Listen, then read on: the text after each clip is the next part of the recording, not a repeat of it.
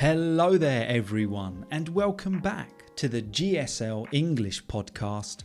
My name is Gideon and this is a podcast for all learners and lovers of the English language to practice and improve in a relaxed and natural way. And that is exactly what we're going to do today. So this is what I like to call the June Natter. So as you may well know, every month I put out episodes where I just natter, I just chit-chat, talk about random things I've seen and different observations and life updates I've had over the last month. And the idea of this podcast is, one, just for us to have a little catch-up, but most importantly, to give you an opportunity to listen to real, natural and authentic British English. So this podcast is never scripted word for word. That's not what I do. But particularly this episode is unscripted. So I've got prompts, I've got things I want to talk to you about, but that is it. And that is just so you can, get used to hearing the English language in its natural form, with its natural pronunciation, with mistakes, and just sit back, relax and see how much you can understand and just enjoy the English language with me. So that's what we're going to do today. This is the June Natter. And I wanted to start off this month's Natter with a little update on the podcast. So firstly, we've gained some new subscribers recently and our average views have increased, which I am really happy about. So if you are new here, if you are one of the new subscribers or new listeners on Spotify, firstly, you are most very welcome here. Thank you so much for subscribing. I hope you're finding everything you need. I hope this podcast is filling all of your English needs. And if it's not, please don't unsubscribe. Just give this a like anyway. Do me a favour, because that will still help out. But yeah, recently our average views have increased, which I'm really happy about. Again, in comparison to other podcasts, other English learning YouTube channels, we're still a little fish in a massive pond, but I don't care about that anymore. I'm not bothered about comparisons. All I'm interested in is the fact that the podcast each month is growing a little bit. Each month our views are going up. Each month, subscribers are going up. Slowly but surely, it's happening. And that's all because of you. So thank you as always. I genuinely do appreciate it. And I want to just keep these podcasts coming, to help you with the English language. That's why I started. And that is the ultimate goal. So if you ever do have any questions, anything you'd like to ask me, any topics you'd like me to discuss in the podcast, let me know in the comments and I will do. But speaking about comments, I've got a round of applause for you all, okay? You're going to get 5 claps on this one, because your comments have been amazing recently, particularly on last week's episode. Last week, oh my goodness, what did we speak about? Persistence. We spoke about persistence and how that is what you need to master English. I was quite proud of that episode. So if you haven't already done so, check it out. I'll put the link in the description below. But I must say, your comments on that episode were superb. Well done, everyone. Your comments were so good. I was reading through them and you were giving me insights into that idea of persistence that I hadn't even thought about. They were well worded. They were well structured. I'm going to be honest with you. I had prepared to read some of these comments out on my phone. But there's an issue with that, and there's a reason that I can't do that. And that's because my phone is the camera that I use. So what an idiot I've been. I just realised that when I started talking about this. I had prepared all of your comments on my phone to read out to you. But I am using my phone to record. So that was a really stupid mistake of mine. And a professional right now would stop and adjust. But I'm not that professional, and I'm going to be honest with you, time is of the essence today when I'm recording this podcast. So yeah, sorry about that. I did want to read some of your lovely comments out, but I can't. I encourage you, honestly, have a look through the comments from last week's episode. They were brilliant. And leave a note on the comments you like. I would love that. If the comment section became a bit of an encouraging, safe space, that would be brilliant. So very well done on your comments recently. I do read them all. I'll be honest, I do try to reply to every comment. But I also do apologise if I've missed your comment, if I haven't replied. Please do forgive me, and please don't stop sharing your thoughts. So yeah, one point on that, it just made me think, I'm proud that the podcast is growing. You've got to look for those little achievements in life, particularly for yourself with the English language. Don't worry about everybody else. Don't compare yourself to everyone else. As long as you are improving at a pace you're happy with, that's all good. Just compare yourself to your past self. That's what truly matters. Next thing on the list to talk about is the state of my microphone. I was looking back on previous episodes. Actually, no, it was my wife that pointed out to me. She said, Gideon, your microphone looks a little bit tatty. Now, when we describe something as tatty, it means that it's not in its best order. It's looking a little bit worse for wear. And I see it. I am very sorry about the unprofessional state. Once again, we're going to use that term unprofessional state of this to describe this podcast, because my microphone is in a bit of a state. It's got scratches all over it. But it's going to stay. So I just thought I would draw attention to that. If you're looking at my microphone, you think, oh, Gideon, get a new microphone. No, I won't. This microphone has some battle scars from basically all of the times that I've dropped it. It's fallen off my desk. And also just from travelling. So I've travelled with this microphone. I lost the case within the first week of buying the microphone. And that is why it's in this state. So I do apologise, but it won't be changing. I'm kind of happy with the scratches and the battle scars that it has. If you're still listening at this point, after my natter on about the microphone, which I do understand is boring, thank you very much. Okay, so next update. Next thing we're going to talk about is a little, an update on the move. So as many of you will know, my wife and I, we recently moved house, which has been a lovely experience, but it takes a while for a house to feel like a home, doesn't it? I know I've said that before, but it really does take a while. But we're at the point now where this place is really starting to feel like home. Yeah. You walk in and it starts to smell familiar. You just get used to where things are. You find your comfy positions on the sofa. You find the areas in the house that you like to sit, you like to unwind. And we're at that point now, and it's, really happy. Really happy. It's only a small place, where we live. It doesn't have to be grand to feel like home, does it? I must say, I know we touched on it on the last podcast, but what do you think of the background? The acoustic panel up? Yeah, got some nice comments on that. Looking professional, isn't it? But one thing we're thinking of doing at the moment, or we're trying to do, is decorate. Because basically, all of the walls in this house are white, like this. Or they are a very, very soft grey. Now, we went through this kind of period here in England where everything is grey. I don't know if you've gone through that in your country, but everybody at the moment, well, I'd say in the last 10 years, has decided to paint everything grey. Grey was the cool colour. Front doors, grey. Driveways, grey. Window frames, grey. Walls, grey. I've never been a huge fan of it. I like a little bit of colour. So my wife and I were thinking of decorating a little bit.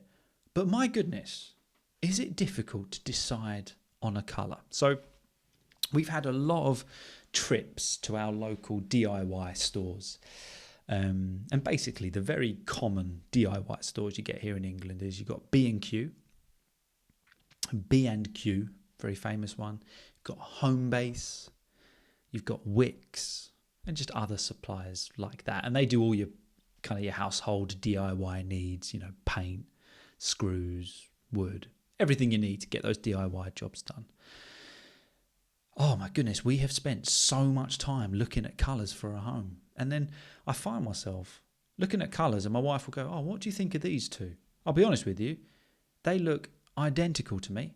I don't see any difference between the colours. And then we're staring at these colours and we come home, we put the little tester pots on the wall. A tester pot is when you buy, a little bit of that colour to try it out on your wall at home. And every time it looks completely different. It looks completely different as it does in the shop.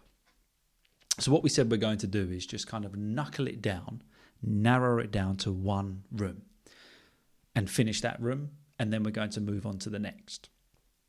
Not that we have that many rooms at all. That won't take long. But so what we said is we're going to focus on the living room.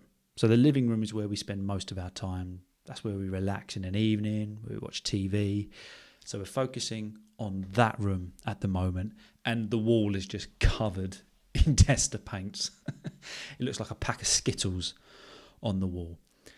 But it's very exciting, I must say. I don't know whether it's just because I'm at that age in life, but getting to that point where we're getting excited about decorating a home. My perfect weekend now is just staying home. Not going out anywhere. Staying at home, maybe having some friends round for a beer, a gin and tonic. But I'm really not interested in going crazy, having a mad weekend. Not at all. Let me know in the comments if you're kind of with me on that one. Are you happy just to stay home, just relax and do nothing? I think especially when you're working hard all week, when you're busy all week, I want to enjoy my home. I just want to rest, relax at home. But one thing that my wife and I have got slightly addicted to recently is Facebook Marketplace. I'm going to be honest with you. We won't buy anything new anymore. The deals that you can get on Facebook Marketplace. You might be, you might be very well aware of what Facebook Marketplace is like. But we are hooked on it. So basically, Facebook Marketplace, you can get just incredible deals for people that have bought something, used it a couple of times, and then they want to replace it. We do live in a bit of a throwaway society, don't we? I'm bored of that now, I'll replace it. The only thing I think we bought new was our sofa. But apart from that, we got our dining table from Facebook Marketplace. We got another little sofa from Facebook Marketplace. This acoustic panel. I feel like I talk about this acoustic panel way too much on the podcast. Got that from Facebook Marketplace.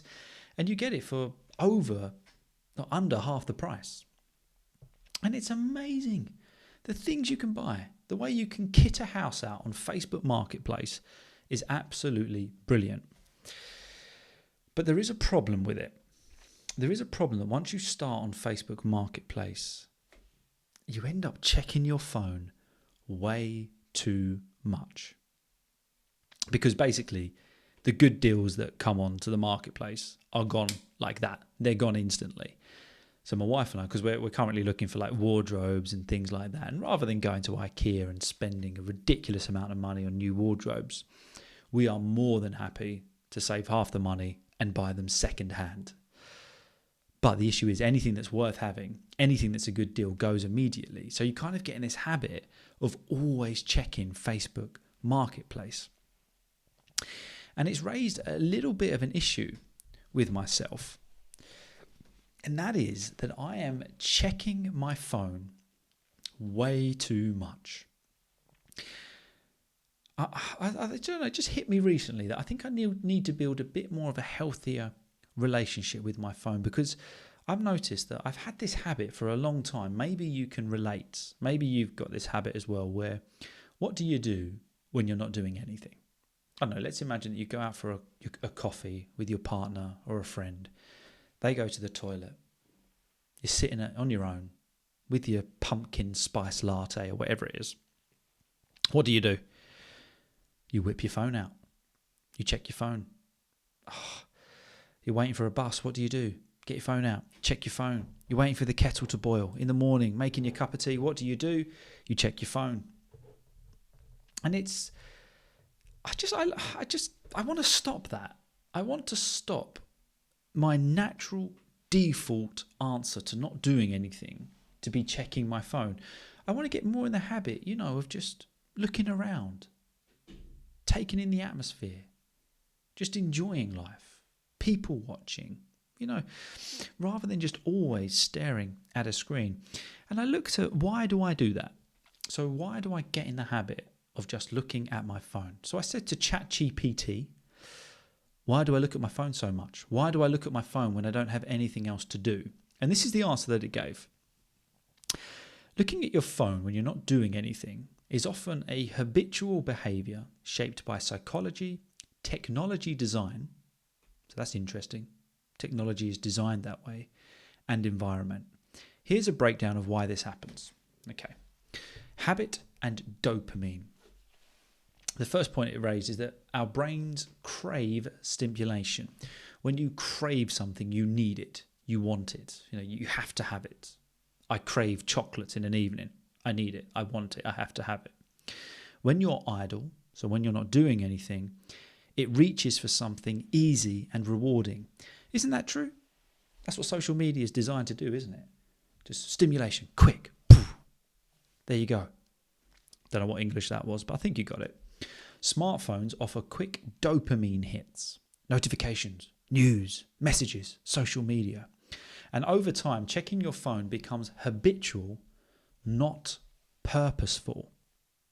And that really stuck with me. Is why I'm looking at my phone, is it because I have a purpose to look at my phone, to check the weather, or is it just out of habit? And that's the question I'm asking myself. Okay, so because I want to get off of my phone a little bit, perhaps this is something you want to work on. I'm going to ask myself, before I look at my phone, is this for a purpose or is this because of a habit? Is this purposeful or is this habitual? For example, if I'm in London and I need to check the train time home, that's purpose. But if I'm in London and I've got some time to kill and I just scroll on social media, that's habitual. Now, of course, there's a time and a place for everything, but should that dopamine hit, should that habitual running to the phone be our default answer to not doing anything? And that's what I want to work on. It also, another reason that it mentioned that we might do it is FOMO, fear of missing out. Yeah, that's me with Facebook Marketplace.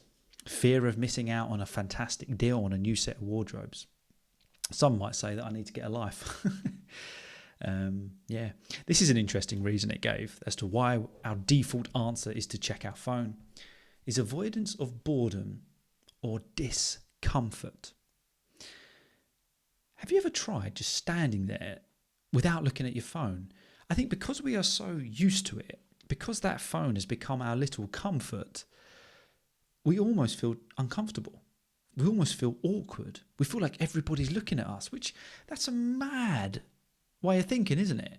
Why is it that if someone is doing nothing, we could feel like we're being weird? That's not right at all. And also it brought out that phones are engineered to keep and want our attention. The colours, the vibrations, the infinite scroll you can do on Instagram. Interesting, isn't it? And I thought this point was good. Lack of intentional alternatives. When you're not doing anything, you might lack a clear default activity. Reading, thinking, observing. Phones fill that vacuum automatically unless you make a conscious effort to do something else. I don't know. I'm not saying that I'm never going to go on my phone, but I've decided that I want that dopamine hit to not be my default answer when I'm not doing anything. I want to start just thinking, just observing, just taking in the environment a little bit more. There's nothing wrong with that at all, is there? And the mad thing is when you check your screen time, how much time you've been on your phone, it can be a little bit scary sometimes. So that's what it made me think. I'm going to work on that aspect of being on my phone too much, or as my default answer. So this weekend, I am going to Folkestone with some friends. Now, If you've been to Folkestone, you'll know that it is a lovely coastal town here in England, and we've had some beautiful weather recently. Absolutely glorious weather. You know, the sun is shining every day. Even I think actually coming up over the next week, we've got some really, really lovely weather coming up. So we thought, you know what, let's go down to Folkestone. Let's make the most of it. Again, some time away from work, time away from the phone, just time with friends and family. But I wanted to say, if you are in Kent and you're looking for a cool little coastal town to go to, I highly recommend it. So it's in the southeast of England. It's not far from the Channel. It's between Dover and Hythe. And it's just got an absolutely brilliant atmosphere. I highly recommend it. If you get a chance, go to Folkestone, have a little look around. So there's loads of little shops you can walk around, loads of little shops you can tinker in and, you know, just have a little look at all the little bits. But also, there's this brilliant food market. So where you can just get loads of street food, you can walk down the pier, the atmosphere is great, there's often live music, live bands. So yeah, go into Folkestone at the weekend. But I wanted to say, if you're in England and you're looking for somewhere to go, you're looking for some fun to have, definitely go there. Check it out. Very good. Yeah, so head to Folkestone if you're in England. I highly recommend it.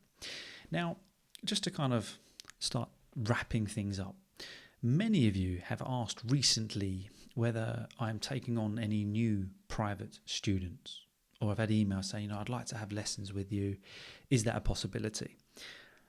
Unfortunately, not at the moment. So with my work schedule, private students and the podcast, I'm not able to take on any more private students. So I do apologise for that. And if you have sent me an email, if you have left me a message in the comments asking about private lessons, I'm very sorry. But at the moment, I can't take any more new students or any more work because, as I've said before, this podcast I do in my spare time. Would like it to become more full-time, but we're on the road to that. Everything good takes time, doesn't it? It's worth the wait, hopefully. But at the moment, I'm not able to take on any new private students. Hopefully in the future, but not at the moment. But one thing I do encourage, okay, so I know we speak about this a lot, but many people say, I want private lessons to improve my vocabulary, to improve my speaking skills. I do recommend that a teacher is absolutely brilliant. So if you can get a good private English teacher, that will most certainly help you. But 1 hour a week with a private tutor is not the answer. And what I mean by that is don't be dependent on having a private tutor. It's definitely an aid. It definitely helps and definitely can help you to reach your goals, but it's not the only answer. A private tutor or teacher in conjunction with many other factors is what you need. So if at the moment you aren't able to have a private tutor or teacher, it's because of time, financial reasons, don't worry. You can still learn and improve your English on your own. And the thing that I get all the time is I really want to improve my speaking skills. You can do that on your own. Okay, so for example, on YouTube there are brilliant lessons. Speak with me lessons. I've created a few. I know Dylan from British Education has. There's some other superb channels that kind of like speak along with me videos. Do them as much as you can. But also find a topic you're interested in and just talk about it. Talk about it to yourself whilst you're cooking dinner, whilst you're relaxing at home. Find something you are interested in and talk about it, because it's not all about perfection. It's not all about conversation. It's just about moving your mouth in the way that it needs to speak English. That is what will help you. So just because you can't talk to a teacher or a tutor or a native English speaker, that should not stop you from speaking. Even from these podcasts, some episodes we have text on the screen, don't we? And I'll read a portion of that text and then we'll discuss it. Well, why not follow along with those lessons, but then repeat after me? So once I have read the piece of text, read it after me. Repeat after me. shadow read with me.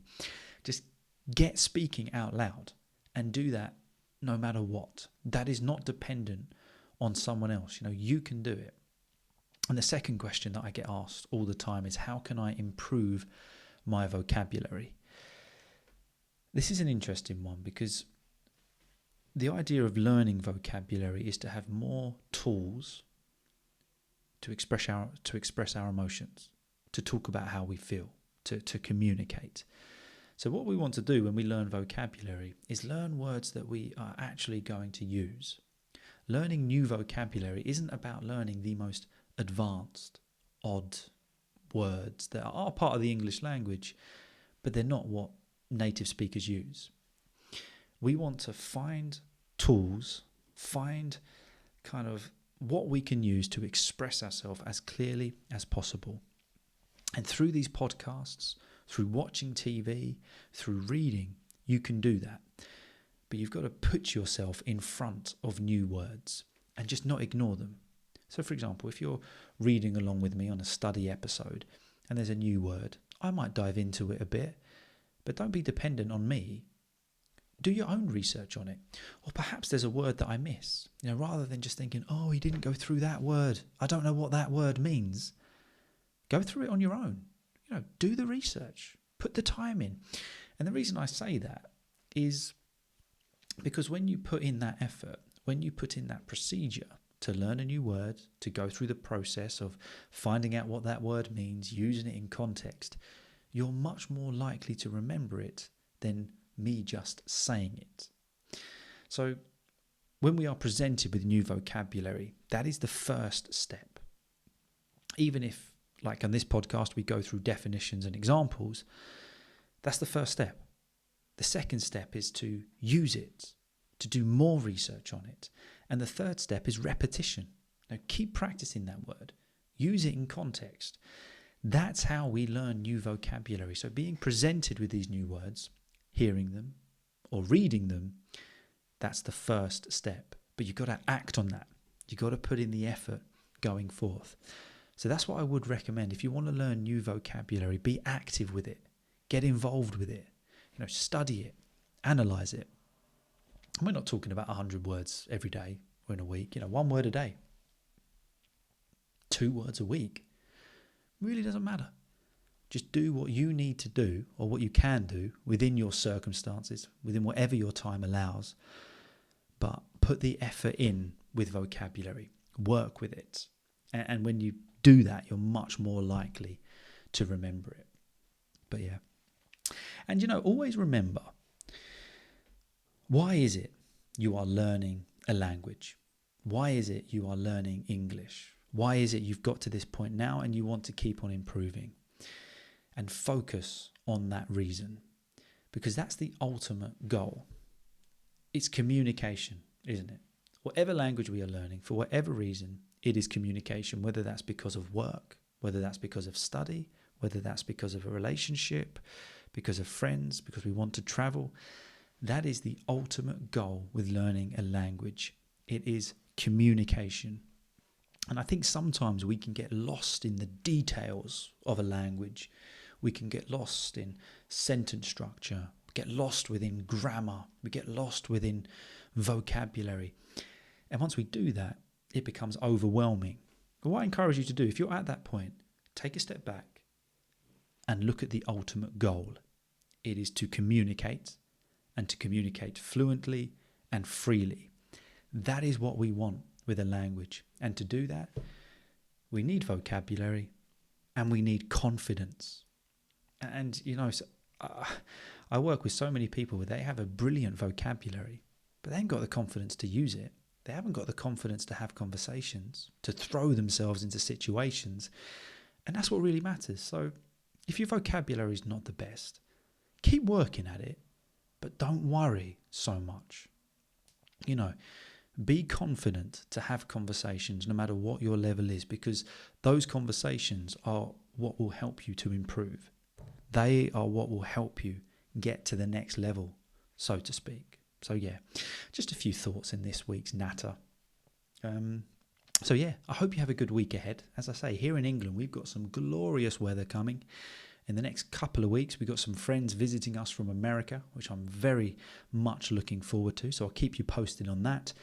And I'm very much hoping to do a vlog in London soon. So if there's anything you'd like to see in London, do let me know. So thank you, as always. You're all incredible. Thanks for your support. Thanks for watching. Thanks for listening. And I'll see you all very soon. Have a good one, guys.